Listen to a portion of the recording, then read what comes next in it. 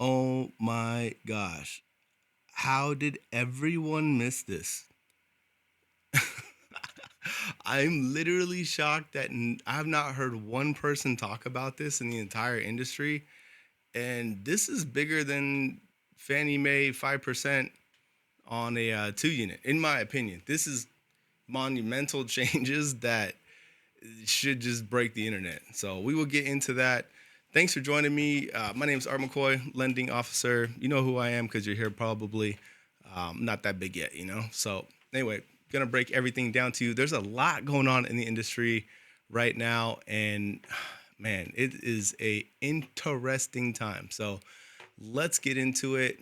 First things first, let's take a look at how the day kind of went, man. It's weird. It's weird, man. Yesterday was such an amazing day. When this thing goes up, it's good for interest rates. When it goes down, it's bad for interest rates. And man, we had a one heck of a spike with that inflation data that came out. Like, look at that. It looks like someone broke the chart or something. So, but then coming back to today, boom, we are back in the red. So which is a trip. I was talking about floating it on my Instagram. Anyway, don't don't beat me up if you floated. So, all right. So, a couple articles I ran across today that I wanted to discuss with you guys. One of them here is with Yahoo, which man, all these news articles. Don't get me wrong. I like the news, but I feel like my pulse to the market is, I don't want to say more accurate than the news sometimes, but I feel what's going on 9 times out of 10. So typically when I'm reading an article like this or yeah, anything mortgage related, I already have ran into it or I'm feeling it in real time, and then I read it on the news. So yeah, your boy got that little crystal ball. But all right, so where home buyers want to live, revert back or can't even. It's kind of small here. I'm gonna zoom in a little bit. All right, where home buyers want to live reverts back to pre-pandemic norms, new report finds. And I did glance over this article quite a bit. It was pretty interesting, right? So before, the whole COVID thing, everybody was trying to work remote, right? Everybody was going to where it was cheaper, like San Francisco, people coming out to Sacramento area and just remoting in. Remoting in was a thing for the longest period of time. It looks like we're starting to get away from that based on the data there. It dropped from an average of 50 miles down to 20, which I don't know about you guys, but I'm not commuting 50 miles. I'm commuting from that door of that bed over there to this chair right here. That's about as far as I'm commuting. 50 miles is way out of my range. But I feel like they're doing this because all their homies own a lot of commercial properties, and commercial properties have just been taking a whooping, especially with these interest rates. Interest rates on commercial properties are usually adjustable. So those payments, whew, whew, and nobody's using the office space. Oh my God. Oh my God. So their CEOs are telling their buddies, like, hey, get your people back into the office. We got to go. So that was pretty interesting to me. Just the distance is going down. We're going back to 20 miles or so. Anyway, what are you doing? Are you commuting? I'm curious. Drop a comment below. Let me know if you're more interested in living closer to home now or closer to your work now, or are you just remoting in? Let me know. I'm curious in the comments below. All right, next article. Mortgage demand climbs to the highest level in 5 weeks after interest rates move lower. Yesterday was a good day for interest rates, as I showed you on the charts briefly. It was pretty dramatic, man. People were just doing jumping jacks in the industry. Really, really happy. For me, I wanted to see a bigger move with rates. I did. I feel like there's been that type of move we were getting in a negative way every single other day with no data whatsoever coming out. So to have some really positive news, and I don't want to say it's signaling that the Fed should pivot, but it kind of one of those indicators that the Fed might think about, really pivoting. So or maybe not pivoting. I don't want to say like going down in interest rate, but the Fed should really think about just at least holding things steady and no more increases. So, and that's what I think this one talks about somewhere in here. Mortgage interest or applications rose, blah, blah, blah, blah. My phone was definitely ringing off the hook. I could really feel what's going on by how many phone calls inbound I have a day. Because when my phone's blowing up, that means that somebody saw something on the news and they're, oh, let me call her. Let me see if I can save a couple bucks. So, man, it's yes, mortgage applications did rise last week for sure, no doubt about it. Let's see here, boom, boom, boom. There was a couple notes I think I took on one of these. No, it wasn't this one. All right, let's bounce to the next article here. All right, huge drop in interest rates. We kind of talked about this one based on the inflation data. Shout out to my boy Matt Graham, dude. He is the goat. He is the absolute just man. Boy is a wizard. I shouldn't say boy. That man is a man. He really breaks down the data just every single day. What's going on in the market? How treasuries are doing? How mortgage-backed securities are doing? What we should expect? If you want his analysis daily, go to my Instagram, link it, or actually I'll put it in the description below. I'll put you on the kind of a mailing list. I send it out every Friday, and it's a breakdown from this guy. You can't rewrite perfection, and this guy writes what's going on in the market perfectly. So hit that link below.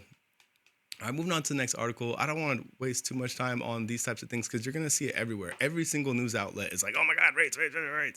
Bro, they're still up in the sevens, so which hopefully they start coming down. All right, next thing. So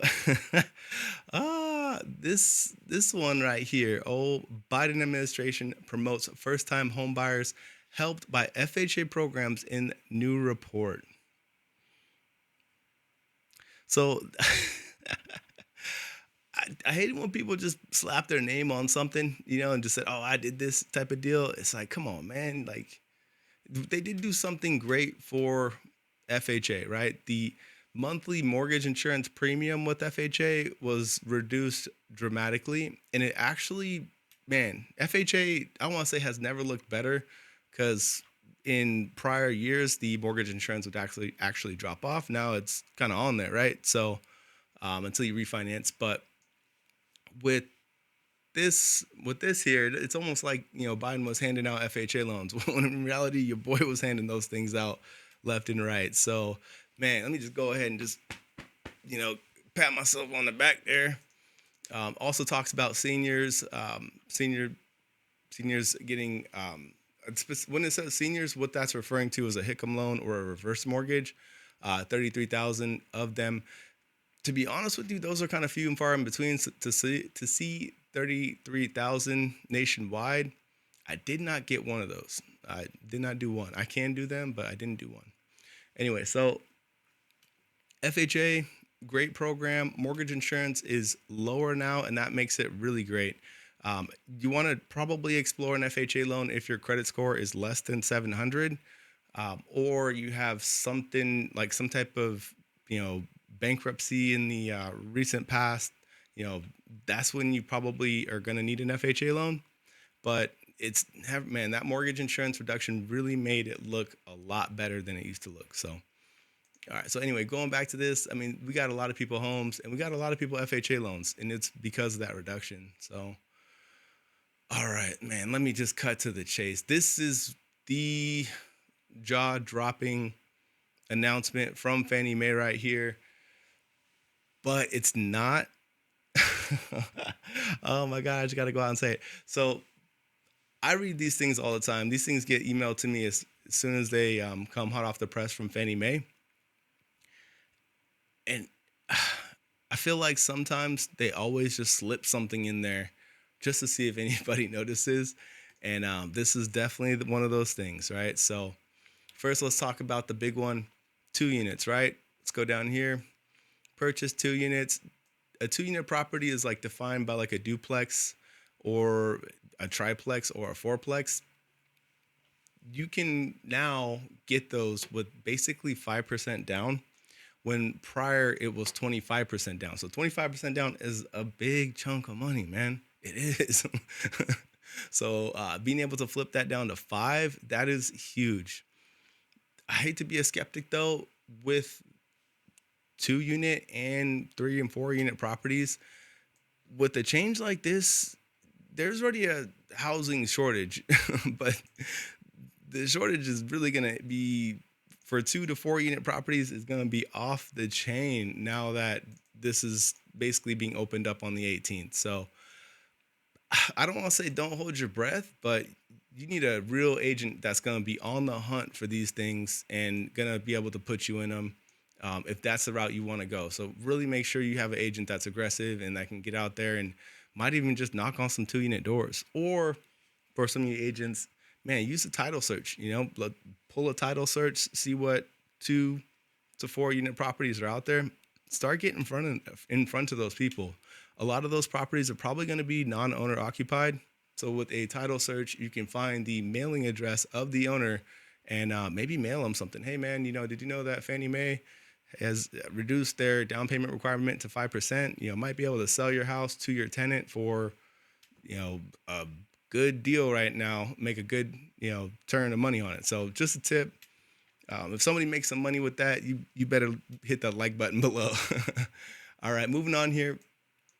One concern that another loan officer brought up, I would totally tag her in this, but she brought up the mortgage insurance requirement for 2 to 4 units is already pretty nasty, and but with home ready, that could be the decider there. So if you're home ready eligible and your income hits the required threshold or less, that could give you a reduction in reduction in mortgage insurance premiums and get you into the 2 to 4 unit with a reduced mortgage insurance, payment. So I thought that was pretty slick.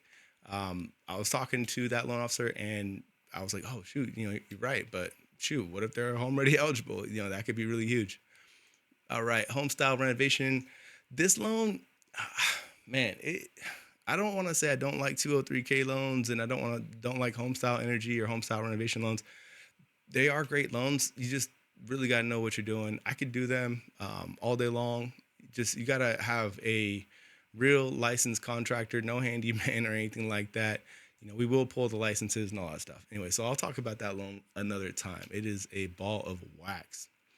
All right, so risk and eligibility assessment, man. So this one right here, it when I was reading it, man, I was like, bruh, why are they gonna tighten up DU already? So what DU is? DU is the underwriting system for loans, right? Most 95% of loans are underwritten to Fannie Mae or Freddie Mac requirements, and it's a computer system that basically just looks at the information that we input and it says yay or nay, basically. And man, for the past year, that system has been not giving loan officers approvals that normally would have gone through. So when they make changes like this, it always gets me a little concerned because what was an approval yesterday may not be an approval after November 20th.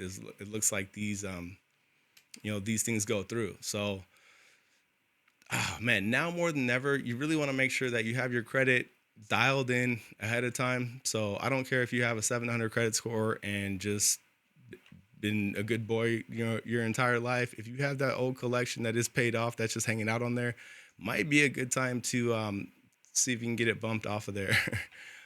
Because things like this may change the eligibility of it. And it's all, like I said, it's all computer based. It just takes in the information and spits out yes or no. I'm not saying that one collection is going to throw it off, but it's all the stuff in a blender. The income ratio was tight. You got some collections on there, this, that. That's when it might spit out the no. So this is a little concerning to me. I think this is something, like I was saying, that they just slipped in there. Oh, by the way, we're going to make it tougher to qualify for most things. So I'm a little concerned with that. Home style energy, it's a good loan. I've funded, I don't want to say thousands, definitely hundreds of this loan, paying off energy efficient items like solar, anything that's energy efficient. We can basically bundle it up into a mortgage and pay it off. And it's not a cash out loan. It is a rate and term loan. So you get better interest rates than if you were to pull cash out and pay it off. So that's really slick. I read this, but I didn't really know what they were talking about. Never ran into it. Moving on here. This is kind of a little enhancement, liability, taxes and insurance indicator. It'll make things in the computer system a little more user friendly. A lot of times we get the payment, of somebody's existing loan, and we don't know if taxes and insurance are included. So this will give us a little button to indicate that. That's pretty cool. So you guys don't care. All right, moving on here. Limited cash out refinances. This I read this and man, I almost want to read it again. But basically, someone that is owns the property now has to be on the property if you're gonna, you know, be doing a this specific type of loan. This is very niche. I'm gonna move on here. Sorry, guys. I don't have an editor, so I can't edit that part out either. All right, gift donors. Now, when I read this, it prompted a pretty big question mark over my head because what it's talking about here is personal gifts and gifts of equity are allowed the seller of the subject property to provide a gift if they are acceptable donor and not affiliated with any other interested party to the transaction. I gotta zoom in on this, guys. It's a little difficult to read. I can read, trust me, guys. I can read. All right, that's a little better. Anyway, so man, I got some questions on this, guys. I know there's some loan officers watching this, but what are your thoughts on seller contributions? Because from what I may be reading here is if you are the seller, you can basically gift, right? So can you gift and do a seller contribution? Like, are we adding up all those together? Like, what's the deal there? I don't really see an amount either, which, I mean, is it up to that seller contribution level? I don't know. Let me know in the comments below. I don't think we're running into this too often, but anyway, so moving on. Trust income. This was a big deal, guys. People were setting up like faulty trusts and basically paying themselves through the trust. And with that, they were basically giving themselves income. Cool. I all of a sudden make $5 grand a month or 10 grand a month. This was I don't want to say a scam, but people got in trouble for this, for basically doing loan fraud and setting up fake trusts and paying, having the borrower get money from the trust. And then as soon as they buy the house, they would just cancel the whole thing. So they nipped that in the butt. You can't do bad loans, man. It catches up to you. Value acceptance and property data. Sounds like they made some enhancements to the PIW system. What the PIW system is the property inspection waiver system. They changed, that's what the old name of it was. Now it's value acceptance, whatever. It's tomato. So making some enhancements there. That's pretty slick. Sometimes you're just not required to get an appraisal done, and it'll tell you like, hey, like you don't need one. So pretty cool. Now this right here, this is the holy grail that I think everybody missed. And as soon as I read it, I sent it out to my team, which combined all of us, we have maybe 30,000 loans completed, over the past 10 years. So I was like, guys, am I seeing things? Am I seeing what I want to see, or am I seeing what it really says? What do you guys think? And they're like, bro, I think you are seeing what you want, or you're seeing it as it is. Anyway, so let's talk about it.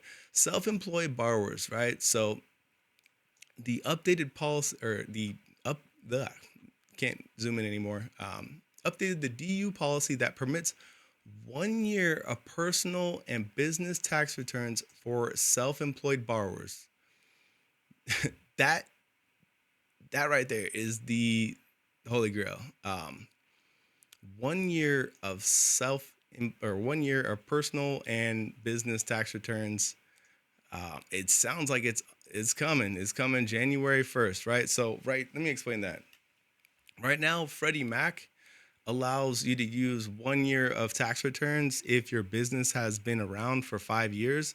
So you basically have to prove that your business has been around for 5 years. Business license, just some type of filing, CPA writes a letter. Yeah, the business was established this date, yada yada. But you can use 1 year's worth of taxes if you can prove your business has been around for 5 years. So that's what Freddie Mac, right? That's what old Freddie. Fannie has always been 2 years tax returns, 2 years tax returns, 2 years tax returns. And this is saying 1 year of personal and business tax returns for self-employed borrowers. And I don't see any notation of it saying, but the business has to be established for the past 5 years at all, like Freddie Mac. So this is a massive change to self-employment and how self-employment will be calculated. And I'm not a tax guy by any means. Consult your tax person. But going back to being able to kind of navigate the system as a self-employed person, you don't really gotta claim income for 2 years anymore with Freddie Mac. You might be able to just do it for 1 year and then be able to use that to qualify. Oh my God, it feels nails on a chalkboard saying through my teeth because, like I said, I'm not a tax guy, but you got to claim what you got to claim. Do right by Uncle Sam, man. But that is huge, guys. 1 year of personal and business tax returns for self-employed borrowers with Fannie Mae. Let's go. So huge. Yep, and no notation of 5 years. It would it would say right here, business has to be established for 5 years, and it doesn't. So unless they change this before January 1st, this could be the biggest news of 2024. No doubt about it. Bigger than the multifamily 5% down.